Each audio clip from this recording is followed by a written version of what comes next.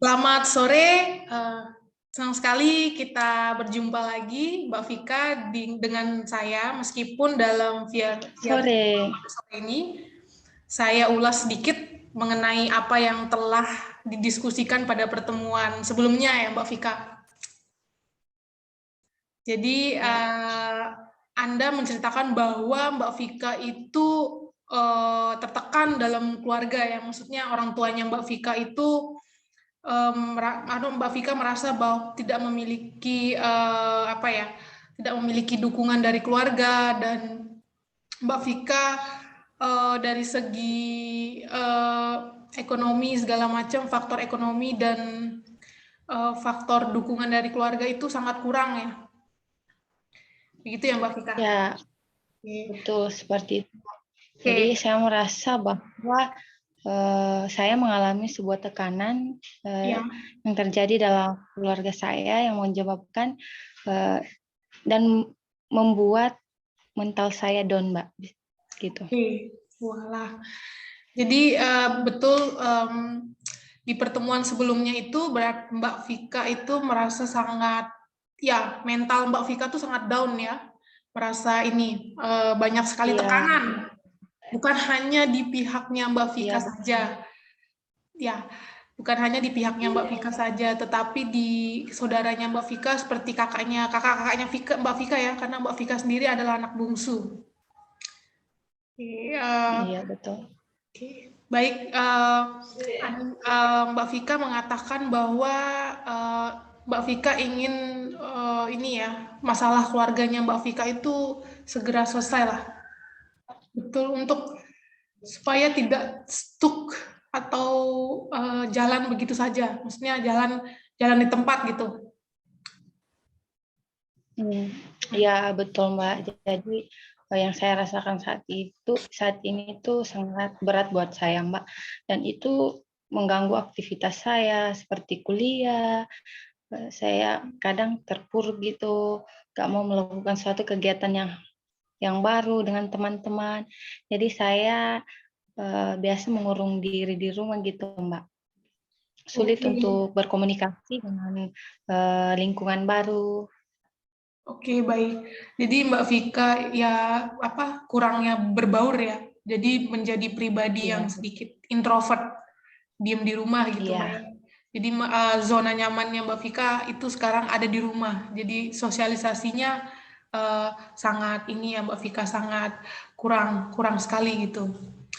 Oke, Mbak Vika sendiri malu untuk bertemu orang, atau memang Mbak Vika itu memang lagi males aja gitu, memang pengen di rumah gitu? Kalau dari saya ya, dari saya pribadi itu saya malas untuk bertemu dengan orang yang baru. Ya disebabkan karena mungkin dari faktor dalam rumah ya, melihat kejadian-kejadian yang terjadi dalam itu membuat saya kurang percaya diri untuk berbaur dengan lingkungan sekitar. Oke.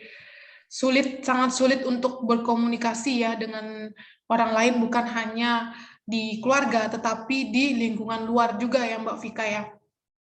Ya betul, dan di sini juga saya merasa bahwa orang lain menganggap keluarga saya adalah keluarga yang tidak baik-baik saja kan, dan membuat saya merasa tidak nyaman gitu.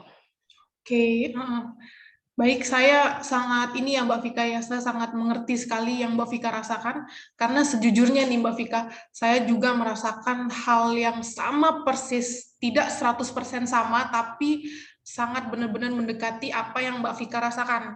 Jadi dengan faktor masalah keluarga ini seperti yang Mbak Vika alami sekarang, dan juga faktor Mbak Vika lebih memilih zona nyamannya adalah di rumah, itu sudah saya alami kira-kira waktu 6 tahun yang lalu gitu, waktu saya masih sekolah. Jadi benar-benar saya merasa sangat tertekan sekali. Saya sering di rumah, saya sering emosi, mungkin marah-marah gitu.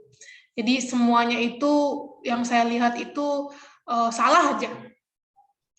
Itu dan saya mulai ketika saya sudah masuk mau menyelesaikan studi saya di SMA, saya mulai memperbaiki diri menjadi lebih baik.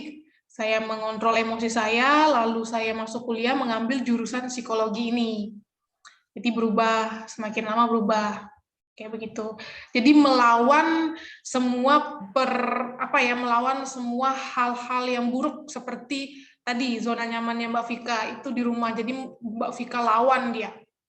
Jadi tidak stuck gitu. Jadi mikir bahwa oh ternyata ini saya tidak bisa selamanya seperti ini. Saya harus bangkit dan maju. Jadi tidak berkembang saja, namun maju gitu. Harus bergerak, tidak hanya direncanakan tapi dijalani. Seperti itu Mbak Vika.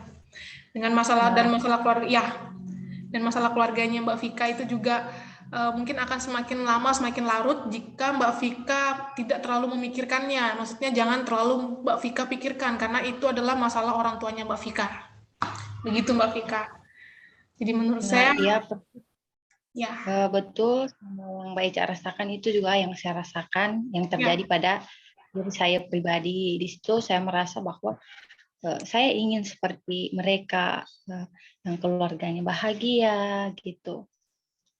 Kenapa keluarga saya tanya gitu Mbak, kenapa keluarga saya begini gitu. Oke, mengerti. Oke.